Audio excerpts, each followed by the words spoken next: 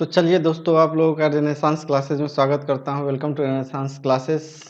तो जैसा कि आप लोग थंबनेल में देख ही चुके होंगे कि आज किस टॉपिक्स पे हम लोग डीआई बनाने वाले हैं। और हाँ, डीआई स्टार्ट करने से पहले मैं आप लोग को बता दूं कि ये डीआई की दूसरी सीरीज़ है 6 से 10 और हमारा मिनिमम टारगेट 501 डीआई का है। सारे हाई लेवल्स के डीआई हम लोग करने जा रहे हैं। तो आप लोग बने रहिए, इस वीडियो को शेयर करिए और हाँ, जिसे भी ये वीडियो मिले वो इस लिंक पे क्लिक करके वो देख सकते हैं कि सॉल्यूशंस क्या है, कैसे ट्रिकी अप्रोच है। और ये यूनिक अप्रोच से हम इसको बनाएंगे। ऐसा नहीं है कि मतलब XYZ मार रहे हैं जैसे बुक में दिया हुआ है, मैं देख लिया और बना दिया। ऐसा नहीं है, वैसा तो आप खुद भी कर सकते हो। इसमें क्या है, आप बुक निकालो, उसमें कौन सी रॉकेट साइंस लगी हुई है जो आप नहीं समझ पाओगे। आप बुक निकालो, बट आप यदि आप यहाँ आते हो तो कुछ आपको कुछ इनोवेटिव स्टाइल मिलना चाहिए कि कुछ हो, कुछ नया आप सीखो। तो चलिए आज की क्लास स्टार्ट करते हैं बिना टाइम को गवाए हुए। तो चलिए, ये हमारा नेक्स्ट है जो कि हम लोग पहले भी बात कर चुके हैं इसके बारे में।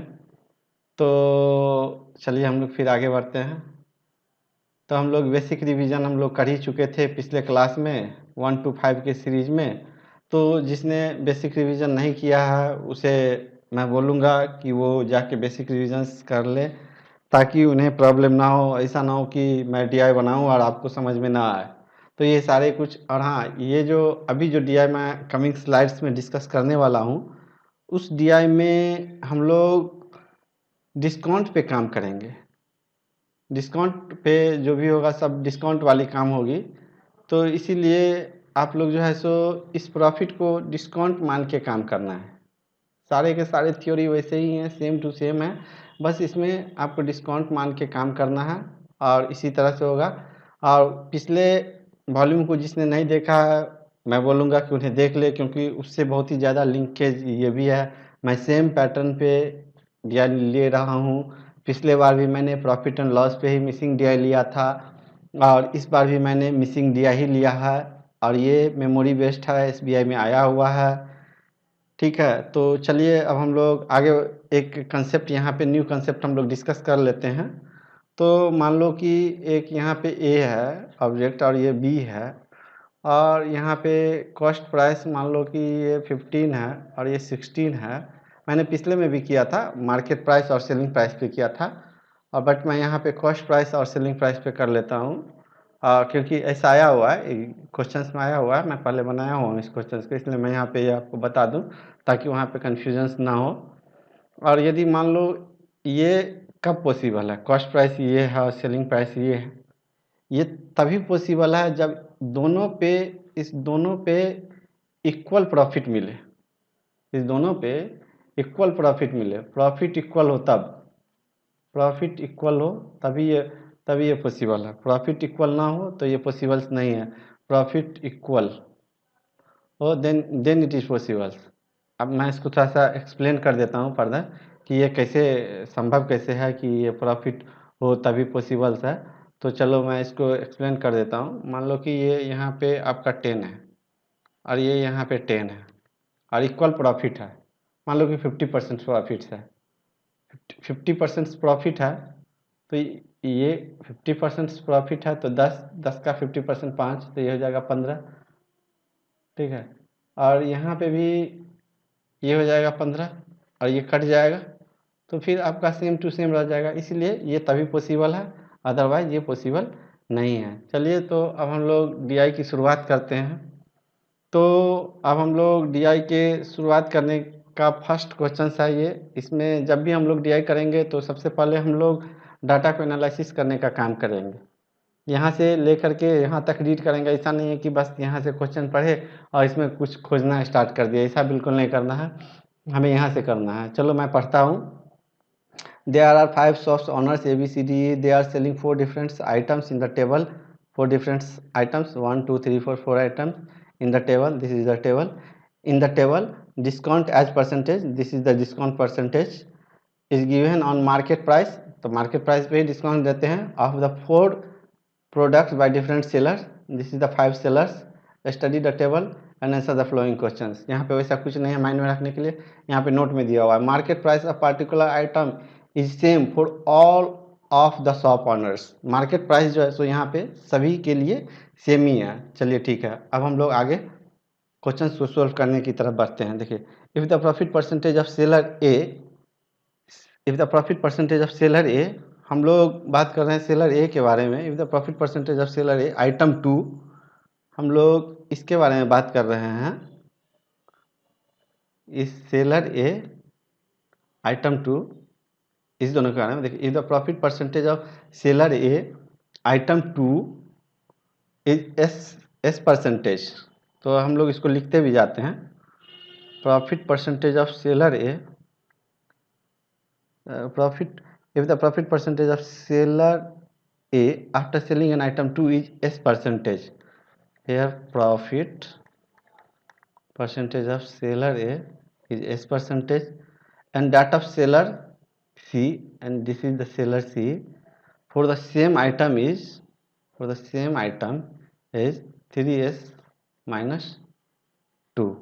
Okay, and the ratio of the cost price of item 2, यहाँ पे डिवाइड कर लेते हैं। And the ratio of the cost price of item 2 for seller A, item 2 इसका for seller A and seller C, और सेलर सी का ही बात कर रहा है, इज इतना। तो चलिए इसको हम लोग शॉर्टकट में पहले लिखने का कोशिश करते हैं तो दिमाग में अच्छे से आएगा। Cost price of item 2, cost price of, this is item 2 for seller A and C is 21:17. Okay, then find the value of S। तो हमें इस S का वैल्यू जो है सो हमें यहाँ पे जो S यूज हुआ है, ये S परसेंटेज जो यूज हुआ है, ये S परसेंटेज जो यूज हुआ है, इसका हमको जो है सो वैल्यू फाइंड करना है। तो अब हम क्या कर सकते हैं, चलिए अब हम सबसे पहले तो यहाँ पे C है, ये C है, तो इस सेलर C का भी बात कर रहा है। तो यहाँ पे देखिए ये सेलर सी है, आइटम ए एंड सी, और ये इसका भी बात कर रहा है। सेलर सी आइटम 2 के लिए, सेलर सी आइटम 2 के लिए, सेलर ए आइटम 2 के लिए। Hope you all goat the point. तो अब हम इसको सोल्व करने का कोशिश करते हैं। तो यहाँ पे देखिए ये डिस्काउंट है, तो इसमें हम लोग क्या करते हैं, तो इसको जब हम लोग सोल्व करने का कोशिश करते हैं तो इसको हम लोग यहाँ पे सोल्व करते हैं साइड में कि यहाँ पे क्या होगा। तो यहाँ पे हम लोग जब सोल्व करेंगे तो इसको जब डिस्काउंट है तो यहाँ पे आप लिखो 4/25, 4 चौके 16, 25 25, तो ये हो जाता है हमारा मार्केट प्राइस हो जाता है, और ये हमारा डिस्काउंट हो जाता है। तो सेलिंग प्राइस हमारा कितना हो जाएगा, सेलिंग प्राइस हो जाएगा 21। ये item 2 for the object A. और हम लोग अब यहाँ पे हम लोग इसके बारे में बात करते हैं, इसका काम करते हैं। तो चलिए अब हम लोग इसका जब काम करते हैं तो अब देखते हैं हम लोग इसको क्या करेंगे। तो ये हो जाएगा 4/32, 4/32, और यहाँ पे हो जाएगा 25। तो ये मार्केट प्राइस, ये डिस्काउंट, बार बार नहीं बोलूँगा, आप लोग यदि जिसको नहीं समझ में आए बैक करना, क्योंकि मैं एक ही चीज़ को बार बार बोल के वीडियो को अननेसेसरी लेंदी नहीं करना चाहता हूँ। तो यहाँ पे सेलिंग प्राइस जो है सो हो जाएगा कितना, 17। ठीक है, तो अब हमें सेलिंग प्राइस का आइटम 2 के लिए रेशियो मिल गया। ठीक है, तो सेलिंग प्राइस का आइटम 2 के लिए जो मेरा रेशियो है, सेलिंग प्राइस आइटम 2 के लिए C है, तो C यहाँ पे 17 है, और यहाँ पे A 21 है, तो ये यहाँ पे A 21 है। तो जब हम यहाँ पे देख रहे हैं कि दोनों का सेम है, तो इसका मतलब कि अभी मैंने आपको कंसेप्ट बताया था, इट मीन्स कि प्रॉफिट सेम दिया गया है, प्रॉफिट सेम है, प्रॉफिट इज इक्वल, सेम नहीं equal. Okay, that is the exact word. Okay, profit is equal. तो जब हम लोग प्रॉफिट इज इक्वल करेंगे तो इसका मतलब होगा, जब हम लोग प्रॉफिट को इक्वल करेंगे तो S is equal to 3S minus 2, तो S is equal to 1। So this is the our answer. So ये हमारा आंसर हो जाएगा। और यदि हम लोग थोड़ा सा और दूसरे स्टाइल से करना चाहे, यदि आपका दिमाग यहाँ पे आपको इस तरह से क्लिक ना हो, तो आप ये देख लो कि selling price by C P is equal to selling price बटा सी पी। तो दोनों इक्वल होगा, यहाँ पे इक्वल होगा ना, 1 1 होगा ना। तो यदि आप इस तरह से करना चाहते हो, अपने बेस के मुताबिक, बेस के अकॉर्डिंग करना चाहते हो, तो जब हम बेस के अकॉर्डिंग करेंगे तो ये क्या हो जाएगा 100। मान लो कि यहाँ पे सी पी दोनों का, यहाँ पे भी सी पी हम लोग मान लीजिए 100 है, और यहाँ पे भी सी पी हम लोग 100 मान लेते हैं। तो 100 प्लस एस बट्टा में 100, और ये जो है सो हो जाएगा कितना 100 प्लस 3s माइनस 2 बट्टा में 100। जब इसको सोल्व करेंगे तो हमारा आंसर सेम यही का यही आने वाला है। देखो यहाँ से 3s हो जाएगा, इधर चला जाएगा, और इसको काटेंगे तो ये जो है सो 1 के इक्वल हो जाएगा। चलिए तो अब हम लोग नेक्स्ट क्वेश्चन की तरफ बढ़ते हैं। क्वेश्चन नंबर 7, ये क्वेश्चन नंबर 2 है, बट मेरा 6 क्वेश्चन हो चुका है। तो चलिए हम लोग क्वेश्चन नंबर 7 की तरफ बढ़ते हैं। तो यहाँ पे फिर से डाटा को एनालाइज करते हैं। For seller D, difference between the selling price of item 2 and item 3 is 4810 RS, and if the sum of the market price of item 2 and the market price and the item 3 by same seller is this one, find the market price of the item 2 is how much more. Okay, market price of the item 2 corresponding to market price of the item 3 देखना है कि how much greater। तो देखिए सबसे पहले हम लोग यहाँ पे for seller D, difference between the selling price of item 2 and item 3 इतना दिया हुआ है, यहाँ पे कोई इन्फॉर्मेशन नहीं दिया हुआ है। तो और यहाँ पे मार्क प्राइस आइटम 1 और आइटम 2 का दिया हुआ है। तो यहाँ पे हम लोग क्या करते हैं, तो यहाँ पे हम लोग सबसे पहले मान लेते हैं, ठीक है। यहाँ पे हम लोग सबसे पहले मानने का काम करते हैं, यहाँ पे और यहाँ पे हम लोग मान लेते हैं। तो यहाँ पे हम लोग मानते हैं, इसको मान लेते हैं 100x और इसको मान लेते हैं 100y। ओके, तो यहाँ पे यदि हम इक्वेशंस लिखते हैं 100x प्लस में 100y इज इक्वल टू 8400, तो यहाँ पे x प्लस में y इज इक्वल टू 84 हो जाता है, ठीक है। वो एक इक्वेशन यहाँ पे ये आ गया। और सेकंड इक्वेशन देखिए, the difference between the selling price of item 2, यहाँ पे discount selling price of item 2 for seller D, इस सेलर के बारे में बात कर रहा है। For seller D, the difference between the selling price of item 2 and item 3, item 2, this item 2 and this item 3 is 4810। तो हम लोग सेकंड कंडीशंस लिखने का कोशिश करते हैं, जो सेकंड कंडीशंस है उसको हम लोग लिखते हैं। तो ये देखिए 100x है, और इस पे आइटम 2 पे 18% का डिस्काउंट दिए, तो कितना हो जाएगा 100 माइनस तो 82x, ठीक है। तो ये हो जाएगा 82x, और इसको 93y, then this is equal to 4810। तो ये हमारा इक्वेशन सेकेंड आया। तो जब हम इस इक्वेशन को सोल्व करेंगे, तो यहाँ से हमने सोल्व करके रखा था पहले, अभी बनाया है, तो ये x इज इक्वल टू 70 आएगा और y इज इक्वल टू 10 आएगा, ठीक है। तो अब तो x और y का वैल्यू निकाल लिए। अब हमें देख लीजिए, अब हमें निकालना क्या है। तो यहाँ पे बोला है find the market price of item 2, market price of item 2, market price of item 2। तो x कितना है 10 है, तो ये कितना आ जाएगा 100 into 10 in second condition is how much more than that of item 3 for the same seller. Same seller it means D के लिए बात कर रहा है, तो सेम सेलर। तो यहाँ पे देखिए इसके लिए जो हो जाएगा 100 इंटू 70, और ये इस दोनों का डिफरेंस बोल रहा है। तो इस दोनों का डिफरेंस 100 100 का 1 हो गया, 60 हो गया। तो हमारा आंसर मूविंग टुवर्ड्स दिस, तो ये हमारा आंसर हो जाएगा, ठीक है। होप आप लोगों को क्लियर हो गया होगा। चलिए तो नेक्स्ट सेशंस की तरफ हम लोग बढ़ते हैं। तो नेक्स्ट क्वेश्चन हमारा ये रहा, इसमें फिर से हम लोग क्वेश्चंस को एनालाइज करते हैं। तो सबसे पहले देखिए average price of average selling price of item 2 by seller A and B is 4400.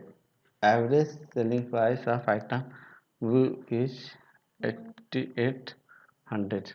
Total selling price हो गया A and B, and average selling price of item 2 by B and C is 3600. Means total is equal to 7200. Find the selling price of item 2 by seller C.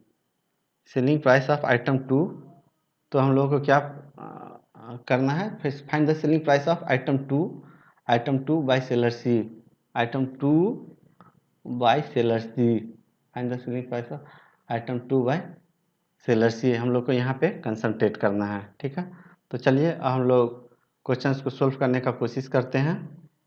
तो यदि हम लोग इसको equations 1 मानते हैं, यदि इसको हम लोग इक्वेशंस 2 मानते हैं, तो 1 माइनस 2 जो है सो ए माइनस सी जो है हमारा कितना हो जाएगा, 6 हो जाएगा, 1600 हो जाएगा. ठीक है, ओके. और यहाँ पे देखिए कि यहाँ पे ए दिया हुआ है, ये ए का डिस्काउंट परसेंटेज दिया हुआ है, और यहाँ पे सी का दिया हुआ है. ए और सी आ चुका है यहाँ मेरा इस इक्वेशंस में. अब हम लोग इसको सॉल्व करने का कोशिश करेंगे, इस इक्वेशंस को.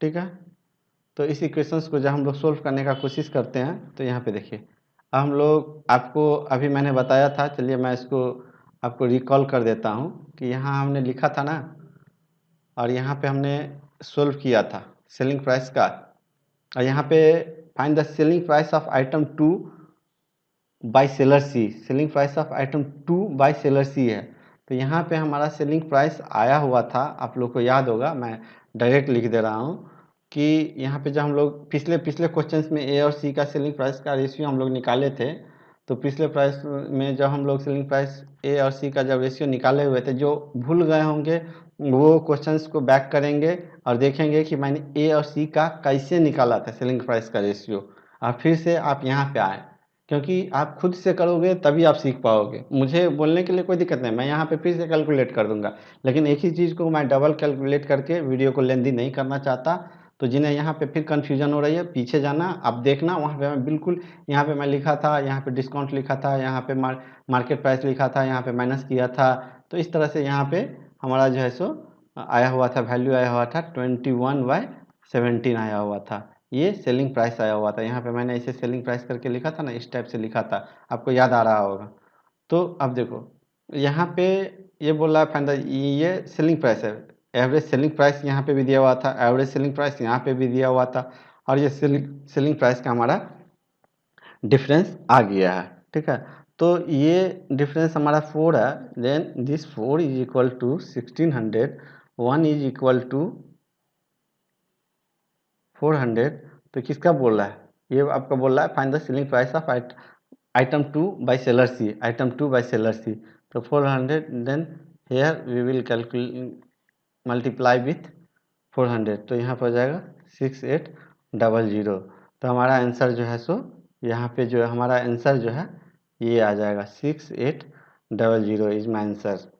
और यदि हमें ये दिया हुआ हो कि ए का क्या निकालना है, तो ए को 21 इंटू 400, तो ये आपका ए का आ जाता. तो यहाँ से ए हो या सी हो, दोनों का निकल जाता. तो आई होप आप लोग इस क्वेश्चंस को अच्छे से समझ गए होंगे. तो चलिए हम लोग नेक्स्ट क्वेश्चंस की तरफ बढ़ते हैं. नेक्स्ट क्वेश्चंस 9 नंबर क्वेश्चन हमारा ये रहा. तो अब हम लोग सोल्व करते हैं. देखिए इसमें फिर से एनालाइज करने का कोशिश करते हैं. If the cost price of item 1, if the cost price of item 1 and selling price of item 3 by seller E are in the ratio of 5:6. Okay, इसको हम लोग इस डाटा को पहले हम लोग लिख लेते हैं. For seller E, cost price of item 1 and selling price of item 3 is 5:6. Okay, मेरी हैंड राइटिंग थोड़ी गंदी है, तो थोड़ा सा आप लोग उसको कोऑपरेट करिए, समझने का कोशिश करिए. 5:6. If the seller and now we are moving towards next line. तो हम लोग आगे नेक्स्ट लाइन की तरफ बढ़ते हैं। If the seller earn A profit of 25% which is 750 on item one, which is 750 on item one. तो अब हम लोग आइटम वन के लिए यदि कुछ कैलकुलेट करने का काम करते हैं, यहाँ से हम लोग देखते हैं आइटम वन पे। आइटम वन पे हम लोग का क्या दिया हुआ कि which is 25%।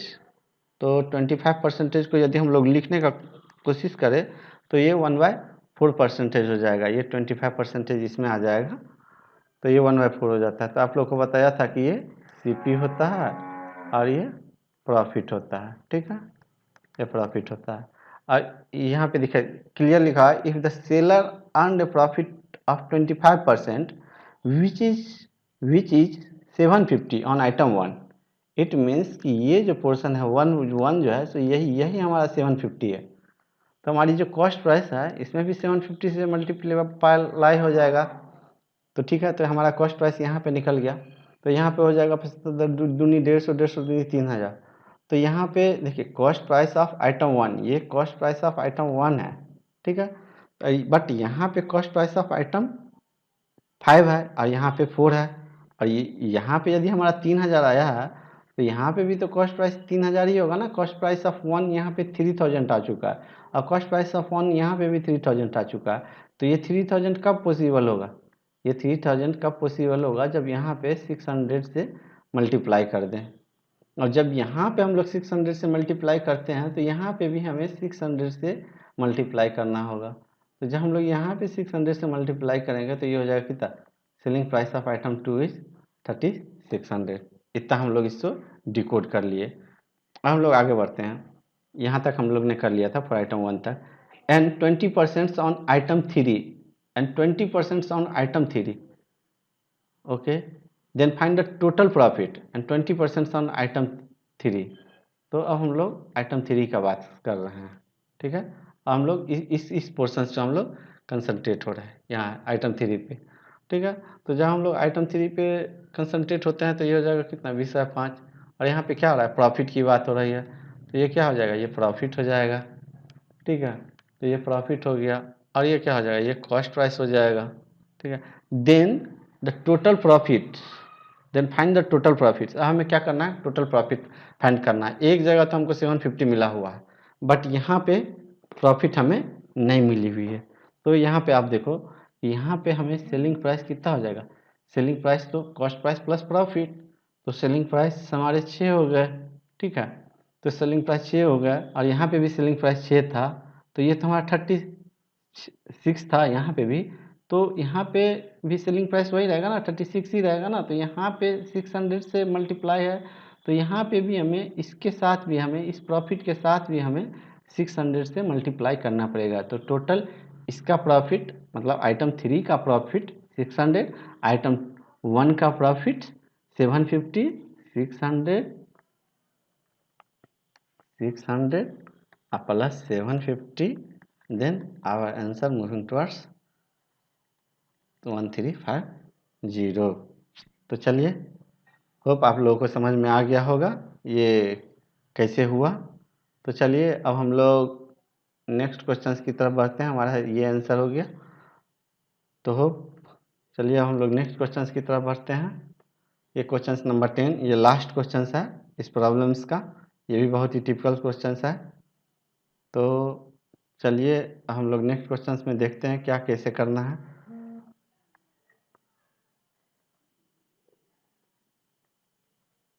If the cost price of item 3 is if the cost price of item 3 is 5400 for all the seller for all of the sellers यहाँ पे देख लीजिए, if cost price of item 3 is 5400, 5400 is RS for all of the sellers and all of them mark the same product at 100% higher than the cost price, then to got a profits of this rupees 13500 by all of the 5 sellers after selling item 3, what is the minimum discount should be provided by seller E on item 3?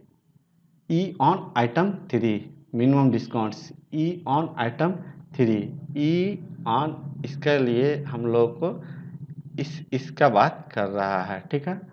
और हम लोग जो है सो ये जो calculate करना है, देखिए, if the cost price of item 3 for all of the sellers 1 2 3 4 5, so we are concerned about these areas for all of the sellers and all of the market price and all of them mark the same product at 100% higher than the cost price.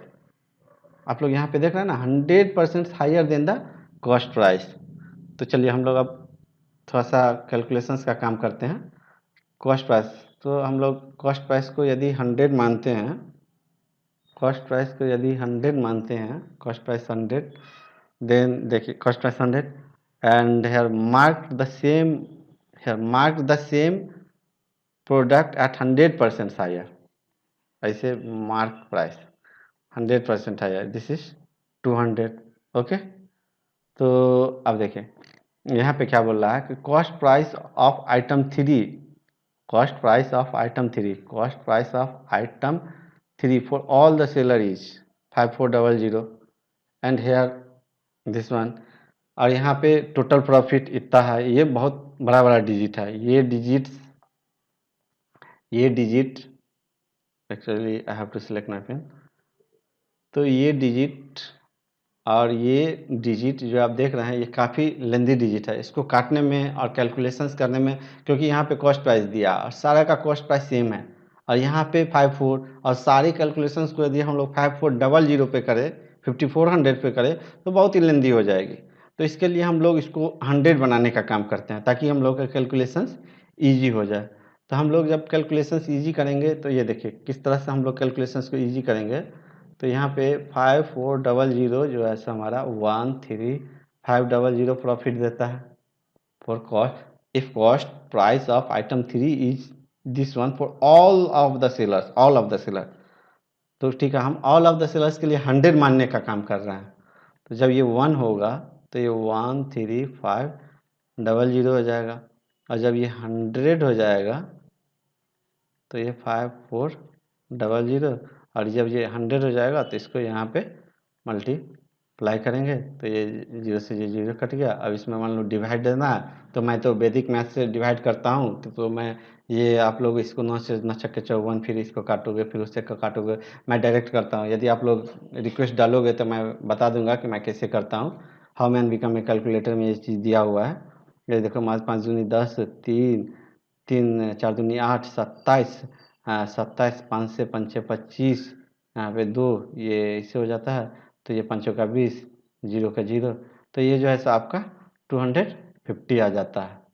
तो चलो हमारी जो अब हमने 13500 का यहाँ पे हमने, अब मेरी टोटल प्रॉफिट्स, ये जो है सो अब new total profits, new total profits, ये न्यू टोटल प्रॉफिट हो गया, ये नया वाला टोटल प्रॉफिट हो गया, ठीक है।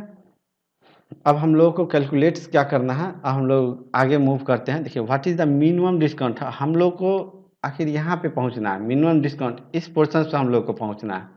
तो अब देखो कि टोटल प्रॉफिट, अब प्रॉफिट कैसे निकलेगा। यदि यहाँ पे प्रॉफिट निकल गया ना, इसका यदि प्रॉफिट पता चल गया ना, तो काम हम लोग का हो जाएगा।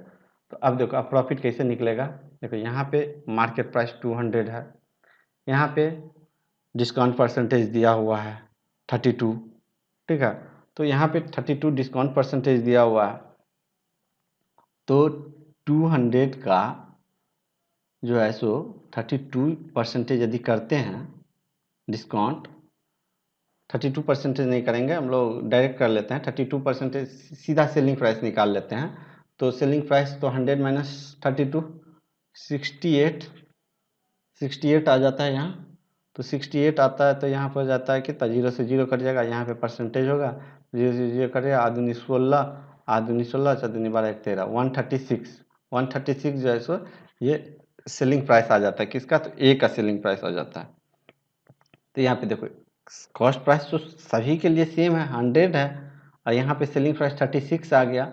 तो हमारी प्रॉफिट जो है यहाँ के लिए, इस पोर्शंस के लिए जो हमारी प्रॉफिट है, इस पोर्शंस के लिए हमारी जो ये प्रॉफिट है, मैं यहाँ पे लिखता हूँ, जगह नहीं है।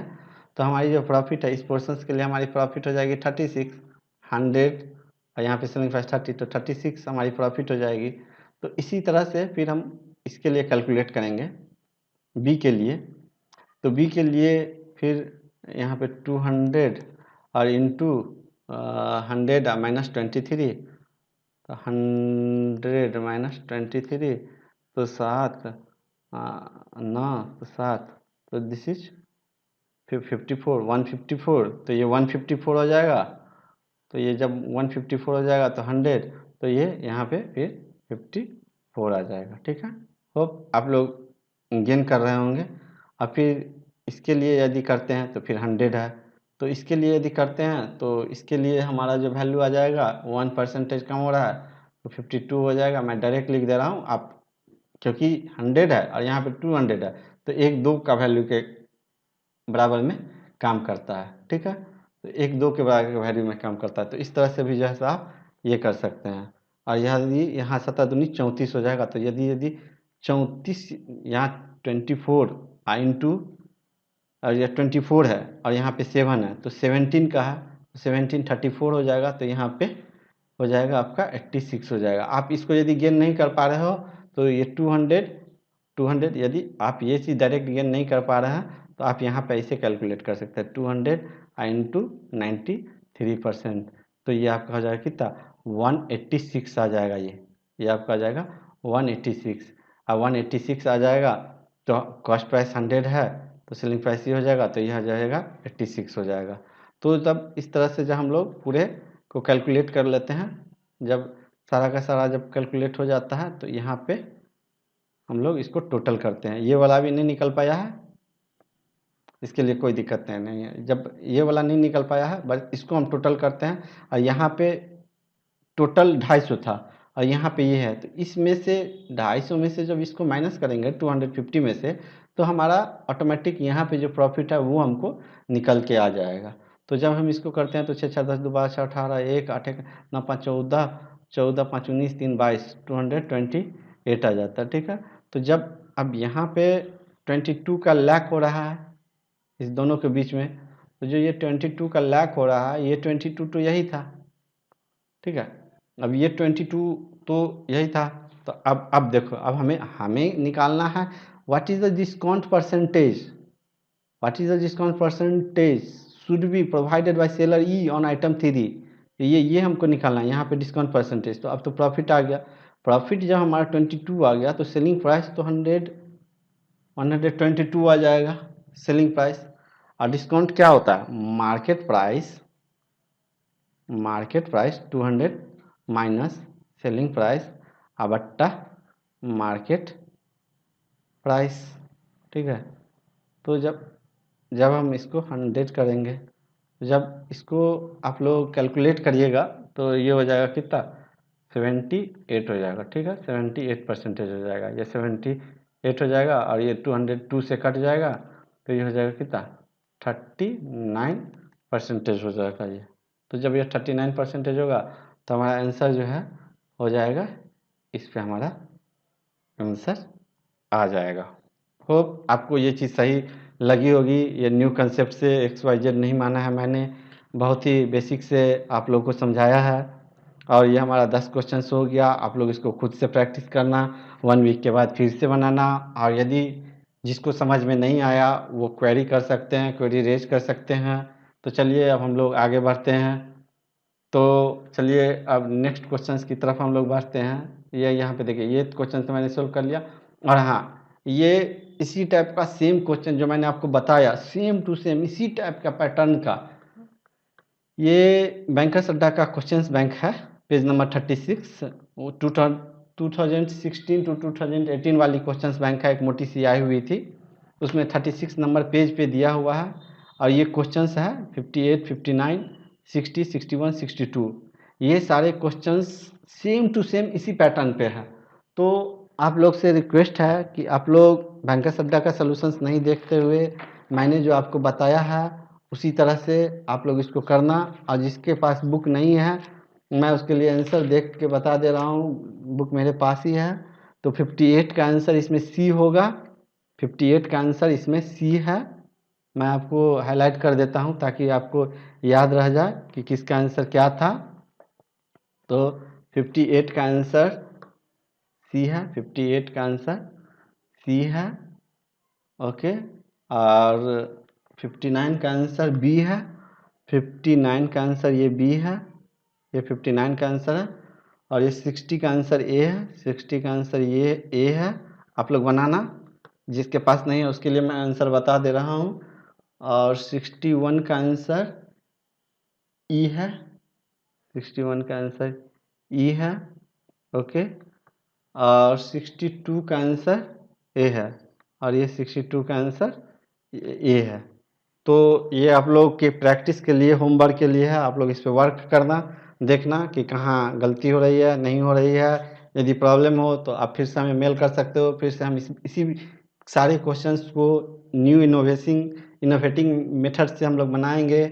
तो चलिए, होप करते हैं कि आप लोग इस वीडियो को लाइक किए होइएगा। और हाँ, जो भी आप लोग का निगेटिव कमेंट है, आप हमें मेल के ज़रिए या टेलीग्राम पे सेंड कर सकते हैं।